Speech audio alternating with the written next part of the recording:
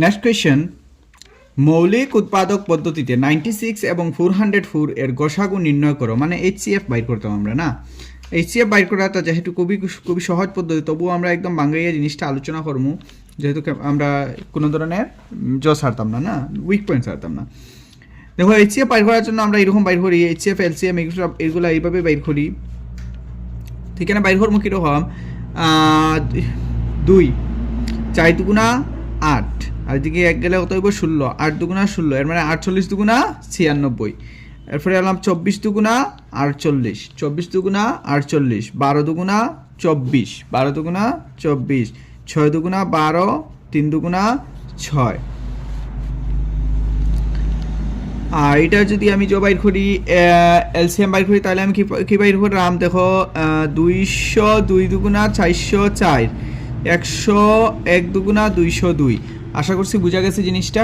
এখন আমরা এটার এলসিএম আর এইচসিএফ কীরকম বাইর করবো, বাইর করতে গিয়ে আমরা কী করবো, অতএব 96 এর কি আছে, 96 এর ইকুয়াল টু কয়টা আছে, 2 দেখাচ্ছে, 1 2 3 4 5, এর মানে 2 পাওয়ার 5 দিয়ে দিলে হয়ে যাব, 2 power 5 multiply by 3, 2 power 5 multiply by 3, আর 404 এর কত বাইরেছে, 404 এর ইকুয়াল টু বাইরেছে 2 স্কোয়ার, 2 কয়টা আছে দেখো, একটা 2টা, 2 স্কোয়ার হইব। এরপরে আমার কি আছে, ইন্টু 101, ইন্টু 101। আমার এলসিএম আর HCF, LCM equal to, LCM আমরা সবসময় কি লই, বড়টা লই, সবসময় বড় যেটা থাকে, এখানে 2টা আছে, এখানে 5টা আছে, আমরা 5টা যেটা আছে ওটা লই লিমু। এরপরে 3টাও লইতে লাগবো, আবার 101রেও নিতে লাগবো, সবটাই নিয়ে আমার এলসিএম আছে পুরো সবটারে পূরণ করলে কত পাই, 96 ইন্টু 96, এটা আমার এলসিএম।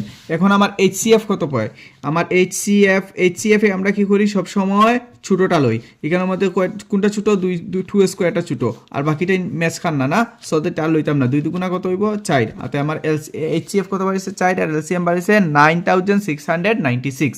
আশা করছি বুঝা গেছে জিনিসটা। চলো নেক্সট কোয়েশ্চেন নিয়ে আমরা আলোচনা করি। নেক্সট কোয়েশ্চেন হইল, একটি ঘন্টা 18 সেকেন্ড এবং অপর একটি ঘন্টা 60 সেকেন্ড অন্তরালে বাজে। তো একটা ঘন্টা আছে যেটা কি বাজে 18 সেকেন্ড পরে বাজে, এবং অন্যটা আছে 60 সেকেন্ড পরে বাজে।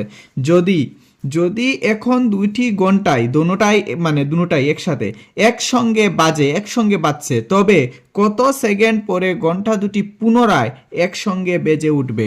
তো আমার হওয়ার কোয়েশ্চেনটা, একটা ঘন্টি আছে যেটা খিদা হওয়ার ঘন্টা যেটা আছে 18 সেকেন্ড পরে বাজে, এবং অন্যটা আছে 60 সেকেন্ড পরে বাজে। তো যদি উভয়টা দুটোটা একসাথে কি হয়েছে, একসাথে এট প্রেজেন্ট বাজছে, বর্তমানে বাজছে, এবং তাহলে নেক্সটে কোন সময় বা কত সেকেন্ড পরে এই জিনিসটা আবার, এই ঘন্টা দুটোটা আবার একসঙ্গে বাজবে। এইরকম যদি অঙ্ক আসে, তাহলে এইরকম জিনিসের মধ্যে আমরা কি করি, যদি এলসিএম আমরা বাইর করি লাই, এলসিএম যদি বাইর করি, লসাগু যদি বাইর করি লাই এই 18 আর 60-এর, তাইলে আনসারটা আমরা পাই যাবো। ঠিক আছে, তাহলে চলো আমরা আনসারটা বাইর করি, 18 আর 60-এর এলসিএম বাইর করি লাই।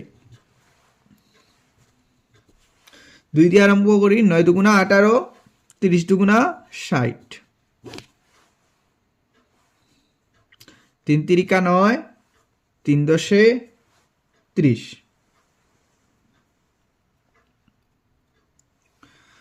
তাহলে দেখি আমরা কি পাইছি, এলসিএম ইকুয়াল টু পাইলাম 2 কয়টা, 2 পাইছি একটা, আর 3 পাইলাম কয়টা, 2টা, সো 3 স্কোয়ার, 10 পাইছি একটা, ইকুয়াল টু আমার আনসার কত হইব, এটা কিন্তু আমি মাল্টিপ্লাই করলে পাইলাম 180।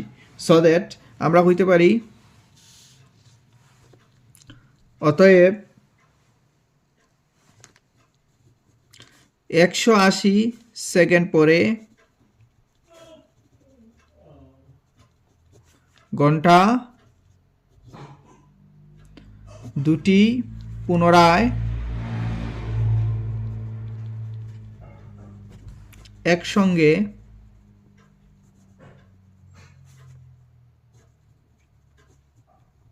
বেজে উঠবে।